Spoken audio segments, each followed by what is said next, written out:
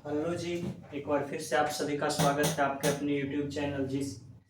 तो आज जैसा कि हम एनसीईआरटी क्लास 12 का हम डिस्कस करते हुए आ रहे हैं, इसी क्रम में हम आज आगे बढ़ेंगे और चैप्टर नंबर 4 का आज दूसरा क्लास होगा। ठीक है, आज पॉलिटी का चैप्टर नंबर 4 भारत के विदेश संबंध जो है उसका क्लास है, नेक्स्ट क्लास है। तो इसी क्रम में हम आगे बढ़ेंगे और आज हम बात करेंगे पाकिस्तान से युद्ध। विदेश संबंध के रूप में हम बात कर चुके हैं पीछे के क्लास में, चीन से लड़ाई देख चुके हैं, उसके पहले हम देख चुके हैं कि भारत का विदेश नीति किस आधार पर तय किया जाता है, नेहरू जी की क्या भूमिका रहती है, गुटनिरपेक्ष आंदोलन का चर्चा किए हम उसी क्रम में। ठीक है, भारत का जो वैश्विक स्तर पर शीत युद्ध चल रहा था उस समय भारत किस प्रकार की विदेश नीति तय करता है उस पर भी हम बात किए हैं। ठीक है, चलिए तो आज हम बात करेंगे भारत के विदेश संबंध में एक नया मोड़ दिखता है जब पाकिस्तान के साथ जब भारत का जो है वो संघर्ष स्टार्ट होता है। ठीक है, पाकिस्तान के साथ भारत का संघर्ष स्टार्ट होगा और वो किस स्थिति में होगा और उस पर भारत पर उसका क्या प्रभाव पड़ेगा वो हम देखेंगे और वही इस क्लास में डिस्कस करने वाले। ठीक है, पाकिस्तान से युद्ध और शांति, है ना। तो पाकिस्तान से जैसे शुरुआत के टाइम में विभाजन के बाद जो है भारत और पाकिस्तान के रूप में दो देश बन करके आया था और पाकिस्तान दो पार्ट में था, जैसा कि आप पढ़ चुके होंगे, पीछे भी हम डिस्कस किए हैं इसके बारे में, है ना। पाकिस्तान जो था वो कितने पार्ट में था, दो पार्ट में, एक पश्चिमी पाकिस्तान के रूप में और एक पूर्वी पाकिस्तान के रूप में। तो पश्चिमी पाकिस्तान जो है वो वर्तमान समय का ये वेस्ट पाकिस्तान हो जाएगा और ये ईस्ट पाकिस्तान जो वर्तमान समय का जो बांग्लादेश आपका है। ठीक है, तो क्लियरली आप देख पा रहे होंगे मैप पे, इसको आसानी से, है ना। ये पूर्वी पाकिस्तान हो गया और ये पश्चिमी पाकिस्तान हो गया। तो पाकिस्तान दो पार्ट में बटा हुआ था, तो विवाद का मुद्दा यहीं से स्टार्ट होता है, दो पार्ट में बटे होने के कारण ही। हालांकि हमारा पाकिस्तान से तो बहुत सारा विवाद चलते रहता है, जम्मू कश्मीर को लेकर के विवाद चलते रहता है, यहाँ कक्ष को लेकर के विवाद चलते रहता है और भी धर्म के आधार पर भी बहुत सारा विवाद, जबरदस्ती का विवाद बनाए हुए, और कुछ बात नहीं है। ठीक है, तो पाकिस्तान से हमारा कई विवाद चलते रहता है। कश्मीर सबसे मुख्य विवाद में से एक है। कश्मीर की लड़ाई जो है, कश्मीर का अधिग्रहण या फिर कश्मीर पर भारत का अधिकार जो राजा हरि सिंह जो है विलय पत्र पर साइन करके गए हैं, जबरदस्ती पाकिस्तान जो है उस पर कुछ भाग पर कब्जा कर लिया है, पीओके, पाक ऑक्युपाइड कश्मीर पे। ठीक है, तो उस क्षेत्र, उसके बारे में भी हम डिस्कस करेंगे, दो तीन चैप्टर आगे, शायद अध्याय 8 में उसके बारे में पढ़ने के बारे में होगा। ठीक है, तो पाकिस्तान से तो कई विवाद हमारे चल रहे थे और विवाद का कारण क्या था, पहला तो था जम्मू कश्मीर। जम्मू कश्मीर बता रहे थे कि राजा हरि सिंह जो थे वो विलय पत्र पर साइन किए और उस विलय पत्र को पाकिस्तान मानता ही नहीं, पाकिस्तान कहता है जम्मू कश्मीर जो है वो, क्योंकि वहाँ मुसलमान की संख्या ज़्यादा है तो इस हिसाब से वो पाकिस्तान का भाग होगा, है ना। वो थेथराई कर रहा है और कुछ बात नहीं है, जबकि विलय पत्र पर वो साइन करके गए थे हरि सिंह भारत में विलय को लेकर के। तो भारत सरकार कभी मानेगा ही नहीं, क्योंकि विलय पत्र में हमारा लिखा हुआ ये था, जो विलय पत्र पर हस्ताक्षर कर चुका है वो भारत का अभिन्न अंग बन चुका है। भारत एक खून का आखिरी कतरा तक बहा देगा और उस अभिन्न अंग का 1 इंच किसी देश के अधिग्रहण नहीं होने देगा। ठीक है, और वही अभिन्न अंग का भाग हमारा जम्मू कश्मीर है, तो हम उसे, पाकिस्तान को हम मान ही नहीं सकते, एक्सेप्ट ही नहीं कर सकते, जब जबरदस्ती उस पर अधिकार किए हुए। ठीक है, तो जम्मू कश्मीर तो मुख्य विवाद है ही। फिर 1960 में नेहरू जी और याकूब खान के बीच में, अयूब खान के बीच में सिंधु जल समझौता हुआ था। सिंधु जल समझौता था क्या, देखिए सिंधु नदी जो है तिब्बत से निकलती है ना, और जाकर के अरब सागर में अपना जल गिराती है, पता होगा आपको, पता होना चाहिए इसके बारे में। और इसमें जो है इसकी 5 सहायक नदी आकर के मिलती है पंजाब के क्षेत्र में, है ना, झेलम, चेनाब, रावी, ब्यास, सतलज, है ना। तो इसी पर जो है वो जल बंटवारा को लेकर के समझौता हुआ था कि ऊपर के दो नदियां यानी कि सिंधु, झेलम और चेनाब, है ना, ये तीनों नदी का 70% जल पाकिस्तान यूज करेगा, है ना, और 30% भारत। बाकी नीचे का रावी, व्यास, सतलज, इसका 70% पानी यूज करेगा भारत। ठीक है, 30% पाकिस्तान जाएगा। ठीक है, तो ये था सिंधु नदी जल समझौता और इस पर नेहरू जी और अयूब खान के बीच में 1960 में इस संधि पर हस्ताक्षर हुआ था। नागरिकों का आदान प्रदान भी हुआ था इस समय, जब विवाद चल रहा था, भारत और पाकिस्तान का जब विभाजन हुआ था उसके बाद के समय में। ठीक है, उसके अलावा भी और भी बहुत सारी समस्याएं चल रही थी दोनों देश में, आंतरिक चुनौतियों को लेकर के बताए थे। धर्म के आधार पर जो बंटवारा हुआ था देश का, तो पाकिस्तान और भारत में तो नहीं, लेकिन पाकिस्तान में ये हमेशा धर्म का मुद्दा उठते रहा है। ठीक है, चलिए तो आगे बढ़ते हैं और 1965 में भारत और पाकिस्तान के संघर्ष पर चर्चा करेंगे। संघर्ष की शुरुआत कैसे होती है? 62 में चीन से लड़ाई होता है और नेहरू जी की मृत्यु हो जाता है उसके बाद। ठीक है, नेहरू जी की मृत्यु के बाद आते हैं तुरंत सत्ता में शास्त्री जी, लाल बहादुर शास्त्री जी। शास्त्री जी सत्ता में आते हैं। पाकिस्तान को ऐसा लग रहा था कि सत्ता चेंज हुआ है, नेहरू जी सत्ता से हट गए, तो उसको लग रहा था कि जैसे चीन हरा दिया है आकर के, मतलब चीन जो है वो भारत को पूर्णतः पराजित नहीं हुआ भारत, लेकिन फिर भी पूर्वोत्तर के क्षेत्र में हम बताए थे कि असम घाटी तक पहुंच गया था चाइनीज सैनिक वगैरह, तो लगभग पराजित हो ही चुका था, है ना। तो इस पर्सपेक्टिव से देखा जाए तो पाकिस्तान को ऐसा प्रतीत हो रहा था कि हम भी जीत जाएंगे। ठीक है, तो वही सोच करके पॉजिटिव मंशा लेकर के 1965 में पाकिस्तान भी आक्रमण कर दिया भारत। ठीक है, भारत पर आक्रमण कर दिया 65 में, और आक्रमण किया, सैन्य संघर्ष शुरू हो गया और अप्रैल 1965 में कच्छ के क्षेत्र में सबसे पहले हमला किया। ठीक है, गुजरात के कच्छ के क्षेत्र में, रन ऑफ कच्छ। देखिए ये कच्छ का क्षेत्र जो है एक विवादित क्षेत्र है। विवाद का कारण क्या है देखेंगे। ठीक है, थोड़ा समझेंगे हम इसको अच्छे से। ये है रन ऑफ कच्छ, ये एक दलदली क्षेत्र था, है ना। दलदली क्षेत्र था तो भारत मुख्य रूप से सोचा कि यहाँ सीमा रेखा खींचने का जरूरत है ना, क्या इसमें पाकिस्तान विवाद करेगा नहीं, है ना। लेकिन इस दलदली क्षेत्र में निकल गया पेट्रोलियम, हो गया विवाद का जड़ शुरू। भारत कर रहा है मेरा अधिकार पर है और पाकिस्तान कर रहा है मेरा। पाकिस्तान को तो वैसे भी आदत है दूसरे की चीजों को अपना बताने का, है ना। तो पेट्रोलियम निकल गया और विवाद का कारण शुरू हो गया। तो सबसे पहले कच्छ की तरफ से हमला करेगा पाकिस्तान अप्रैल 1965 में, फिर कश्मीर की तरफ से हमला करेगा, है ना। शास्त्री जी उसी समय जो है जवाबी कार्रवाई का आदेश देते हैं कि हम 1 इंची पीछे हटना नहीं चाहते हैं जवाबी कार्रवाई में, तो जवाबी कार्रवाई दिया जाए, दुश्मन देश को जवाबी कार्रवाई का आदेश देते हैं। और भारतीय सेना, तीनों सेना जो है, स्थल सेना और वायु सेना और जल सेना, तीनों के माध्यम से कार्रवाई शुरू होती है।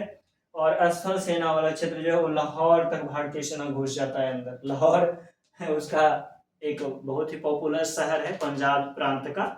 लाहौर तक अंदर तक जब भारतीय सैनिक पहुंच जाता है तो पता चलता है कुछ सैनिक को वहां रात में मारते पहुंच गया, अंधियारा में पता चला नहीं, सुबह पता चला कि हम तो लाहौर चलाए हैं। तब जाकर के युद्ध विराम की, एक तरफा युद्ध विराम की घोषणा किया गया भारत के द्वारा, ताकि पाकिस्तान लड़ने में सक्षम था नहीं और भारत का संसाधन बर्बाद हो रहा था इस चक्कर में। कीचड़ में पाँव डालिएगा तो अपना ही पैर गंदा होगा, तो भारत का पैर गंदा हो रहा था। भारत चाह नहीं रहा था कि अब लड़ाई को हम लंबा खींचे। आर्थिक स्थिति बिगड़ रही थी, तो किसानों को मतलब एक तरीके से मोटिवेट करने के लिए, उत्पादन को प्रोत्साहित करने के लिए एक नारा दिए थे शास्त्री जी, जय जवान और जय किसान का नारा, है ना, कि यानी कि जवान और किसान अगर समर्थन में है तो भारत जो है वो जीत जाएगा, है ना। चलिए तो आगे बढ़ते हैं। और युद्ध विराम की घोषणा की जाती है एक तरफा। इसमें यूएसएसआर का भी बहुत बड़ा योगदान रहता है, सोवियत संघ का लड़ाई को संधि समझौता में। ठीक है, और ताशकंद जो उस समय यूएसएसआर का एक शहर था, वहीं समझौता के लिए शास्त्री जी जाते हैं, लाल बहादुर शास्त्री और आयूब खान के बीच समझौता होता है और शास्त्री जी की वही रहस्यमय ढंग से मृत्यु हो जाती है। ठीक है, रहस्यमय, एक देश का प्रधानमंत्री रहस्यमय ढंग से उनकी मृत्यु हो जाती है। कहाँ? ताशकंद में, विदेश में। ठीक है, तो एक तरीके से भारत का यहाँ फेलोरिटी थोड़ा सा फिर से दोबारा साबित होता है। काफी सैन्य क्षति हुई थी भारत को, भारत की आर्थिक स्थिति जो है वो खराब होती जा रही थी, बताए थे आर्थिक स्थिति खराब थी और कृषि का उत्पादन भी उस वर्ष अच्छा नहीं हुआ था। तो शास्त्री जो है वो मोटिवेट करने के लिए बताए थे कि जय जवान और जय किसान का नारा दिए थे इसी समय। ठीक है, चलिए आगे बढ़ते हैं। अब बांग्लादेश संकट देखेंगे, अगला लड़ाई देखेंगे। ये ताशकंद समझौता या फिर ये शास्त्री जी की मृत्यु, उसके बाद की राजनीति का इतिहास जो है नेक्स्ट चैप्टर में बारीकी से अच्छे से पढ़ेंगे। नेहरू जी की मृत्यु के बाद किस प्रकार से शास्त्री जी आते हैं, शास्त्री जी का कार्यकाल चलता है 2 वर्ष कुछ वर्ष का, और उसके बाद फिर तुरंत इंदिरा गांधी का एंट्री होता है। और इंदिरा गांधी जिसे गूंगी गुड़िया के नाम से जाना जाता था, मतलब उसके आलोचना के रूप में कहा जाता था उनको। ठीक है, वो किस प्रकार से उन्होंने दिखा दिया कि नारी शक्ति जो है, महिला जो है वो एक जब कूटनीतिक चाल चलती है तो अंतर्राष्ट्रीय स्तर पर भी अव्वल आ जाती है, अंतर्राष्ट्रीय स्तर पर भी पसीना छुड़ा देती है विदेश को, खास करके पाकिस्तान को। ठीक है, तो अगला चैप्टर में हम उसमें बात करेंगे। अब देखिए यहाँ आई, देखिए यहीं पर ही आगे थोड़ा सा बात करेंगे 1971 में। 1971 में कहा है कि इंदिरा गांधी की सरकार रहती है भारत में, इंदिरा गांधी। अब पाकिस्तानी प्रधानमंत्री को लग रहा था कि लेडीज है, इसको तो हम इजीली भारत को जीत सकते हैं फिर दोबारा, है ना। क्योंकि भारत यहाँ लड़ना नहीं चाहता था, है ना, लड़ाई का ऐसा नहीं कि डायरेक्ट लड़ाई शुरू हो गया भारत के बीच में, यहाँ मैटर कुछ और शुरू हुआ था। मैटर हुआ था शुरू कि राजनीतिक अस्थिरता, पाकिस्तान की राजनीतिक अस्थिरता से स्थिति शुरू हुई। पाकिस्तान की राजनीति अस्थिरता, पाकिस्तान की राजनीति अस्थिरता से कहानी शुरू होती है। और वो राजनीतिक अस्थिरता यह होती है कि 1971 में जब पाकिस्तान में चुनाव होता है तो पश्चिमी पाकिस्तान,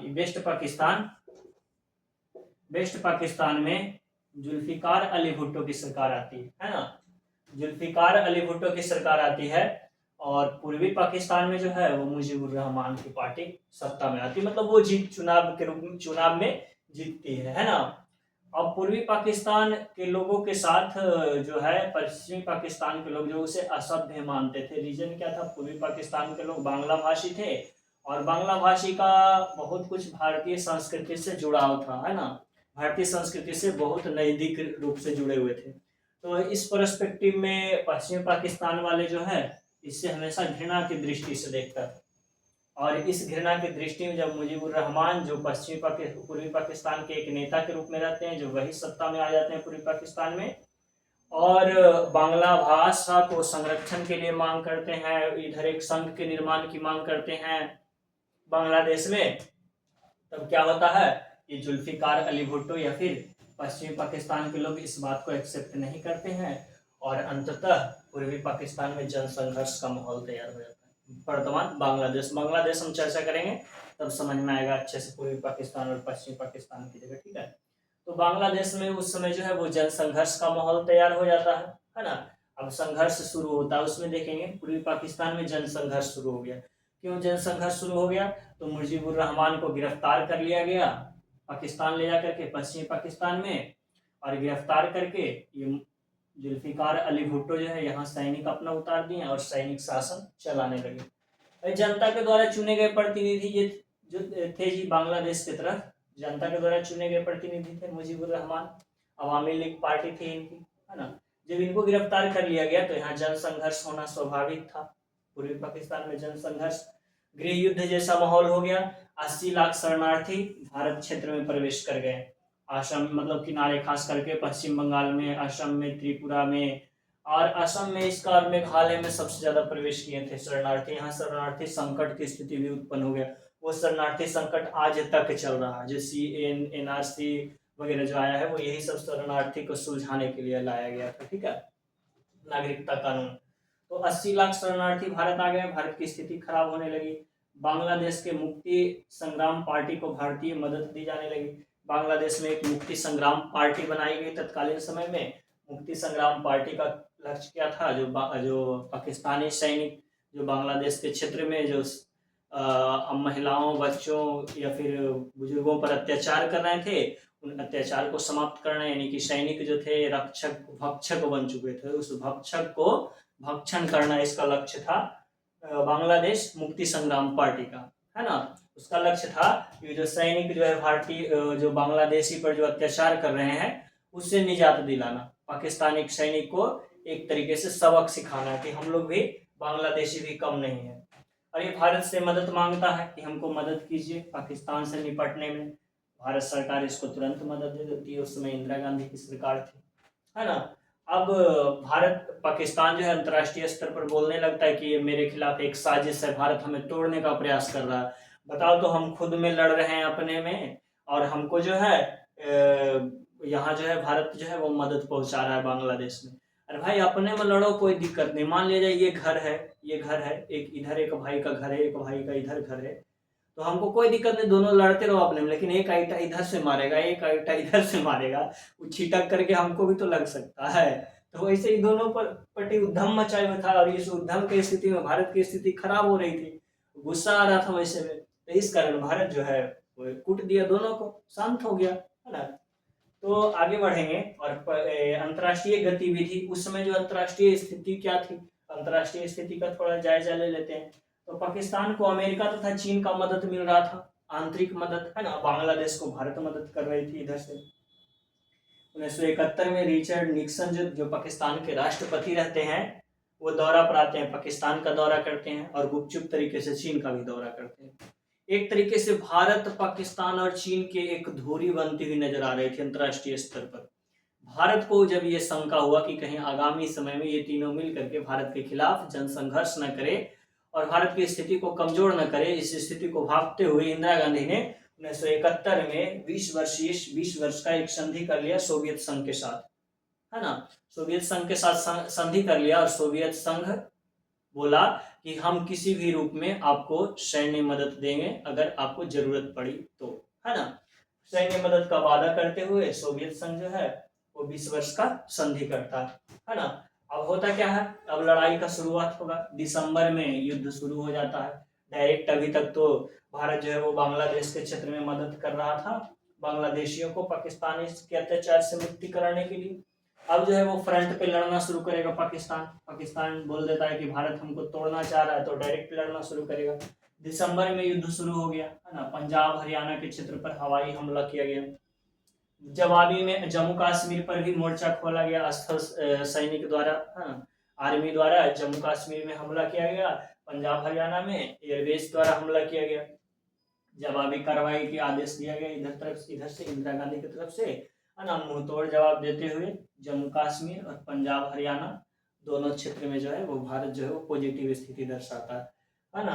उसके बाद जो बॉर्डर मूवी जो बना हुआ है यही 1971 की लड़ाई का ही है, जो राजस्थान के बॉर्डर में जो था बहुत ही 200 महज सैनिक जो थे वहाँ के 3-4 हजार सैनिक को रोकने में सफलता हासिल किए थे, है ना। इसी लड़ाई का ही है, 1971 के जनसंघर्ष का ही एक भाग है, ठीक है। और उसके बाद वही जनसंघर्ष का भाग है, फिर ये तो था स्थल सेना और वायु सेना का। अब जल सेना में भी, जल सेना की तरफ से सोचा, वायुसेना और स्थल सेना की तरफ से तो पराजित हो चुका है। जल सेना में इधर मदद दिया जाता था, जल सेना के माध्यम से पूर्वी पाकिस्तान के लोगों को मदद दिया जाता था, जो वहाँ पाकिस्तान के सैनिक जो वहाँ जुल्म कर रहे थे उसको मदद दिया जाता था पश्चिमी पाकिस्तान के माध्यम से।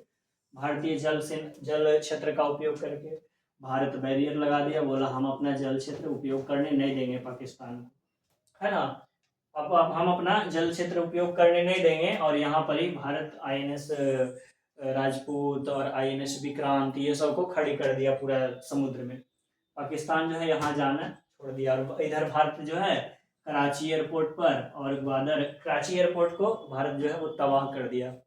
पाकिस्तान का नेवी भी कमजोर हो चुका था, हवाई मतलब एयरफोर्स भी कमजोर हो चुका था, और स्थल सेना भी कमजोर हो चुका था। एक अंतिम ऑप्शन था पाकिस्तान के पास हाल फिलहाल में, अमेरिका उसको सैन्य मदद देने का वादा किया था, और एक दिया था, वो सबमरीन दिया था, उसका नाम रखा था PNS गाजी। वो सबमरीन का इतना क्षमता था कि वो 2-3 दिन तक जमीन के नीचे, 2-3 दिन तक नहीं बहुत दिन तक जमीन के नीचे चल सकता था, और वो सैकड़ों हजारों किलोमीटर तक दूरी तय करके वो अंदर से ही टॉर्पीडो लॉन्च करके किसी भी एयरक्राफ्ट कैरियर को, विक्रांत जैसे बड़े एयरक्राफ्ट कैरियर को भी डुबोने का क्षमता रखता था, ठीक है। पाकिस्तान अपना अंतिम ऑप्शन वही PNS गाजी जिसका नाम रखा था उसको उपयोग करता है, और गाजी को इस रास्ते से भेजता है कि जाओ इधर जो विक्रांत और जितना भी जहाज है वो सबको मार गिराओ, और वो सब मर जाएगा तो हमको जलीय मदद मिलेगा पूर्वी पाकिस्तान की तरफ से, हम लोग एक तरफ से तो पॉजिटिव हो जाएंगे, है ना।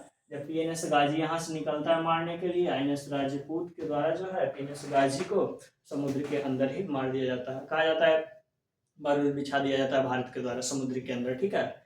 उसी में उलझ करके PNS गाजी मर जाता है ना। PNS गाजी खत्म उसका। पाकिस्तान का जल सेना भी पराजित हो गया। अब अंततः बेचारा करेगा क्या, भारत भी अब ज्यादा युद्ध लंबा ज्यादा समय तक खींचना नहीं चाह रहा था, है ना। तब अंततः इधर भी हमला तेज कर दिया, भारत भी इधर सपोर्ट बहुत तेजी से कर देता है बांग्लादेश की तरफ। अंततः पाकिस्तान के 90,000 सैनिक आत्मसमर्पण कर देते हैं। 90,000 सैनिक, भारत का तो एक सैनिक अंतिम बच जाए वो भी मर जाएगा लेकिन आत्मसमर्पण नहीं करेगा। सर कटा सकते हैं लेकिन सर झुका सकते नहीं। इसका 90,000 सैनिक, और उसके बाद ये लोग बैच टांग करके घूमते रहता है। पता नहीं बैच कहाँ से लाया है चुरा करके, है ना। मेडल वगैरह लटकाया रहता है जी पॉकेट के पास ढेर सारा, कहाँ से लाया है वो सब मेडल। 90,000 सैनिक आत्मसमर्पण करते हैं, गिनीज बुक में इसका नाम दर्ज है ना। बहुत अच्छा उपलब्धि हासिल किया। और युद्ध का विराम होगा और बांग्लादेश के रूप में एक नया देश बन करके आएगा। 3 जुलाई 1972 इंदिरा गांधी तथा जुल्फिकार अली भुट्टो के बीच शिमला समझौता होगा। ठीक है, बेचारा जुल्फिकार अली भुट्टो कहता है मिसेज गांधी के साथ दिल्ली में चाय पियेंगे। उसका सपना सपना ही रह जाता है। अरे गधा, औकात के हिसाब से ना सपना देखा करो जी, है ना। चलो, तो मुझे लगता है हम जहाँ तक आज समझा चुके हैं।